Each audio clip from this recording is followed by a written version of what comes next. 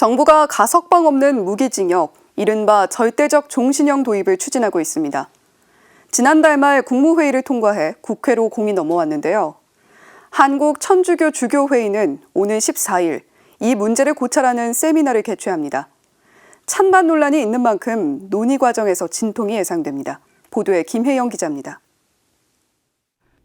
흉악범에게 가석방 없는 종신형을 선고할 수 있는 형법 개정안이 지난달 30일 국무회의를 통과했습니다. 무기징역 선고 대상자 가운데 엄벌이 필요한 경우 가석방 불가 조건을 부과하는 것이 핵심입니다. 현행법은 무기징역 또는 무기금고형을 선고받은 경우 20년이 지나면 가석방이 가능합니다.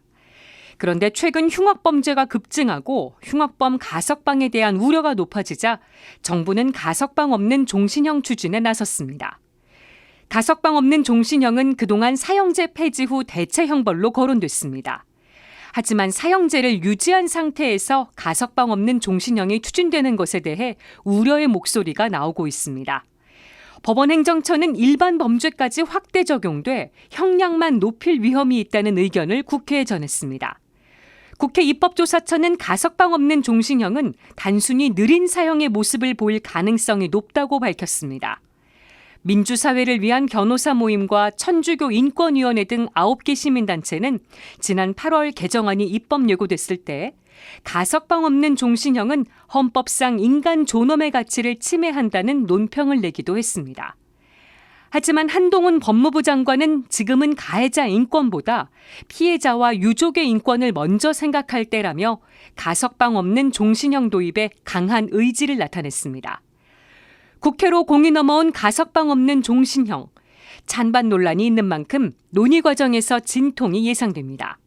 아울러 곧 있을 사형제 위헌 심판 결과에 따라 새로운 기로에 놓일 수도 있습니다.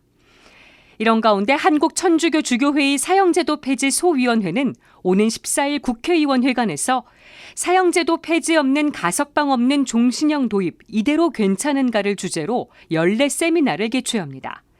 이날 세미나는 20년 넘게 사형 폐지 운동을 이끌어온 김형태 변호사가 좌장을 맡았으며 더불어민주당 이상민, 박용진, 박주민, 이탄희 의원, 한국형사법무정책연구원, 사형제도 폐지 종교인권시민단체 연석회의가 공동 주최합니다.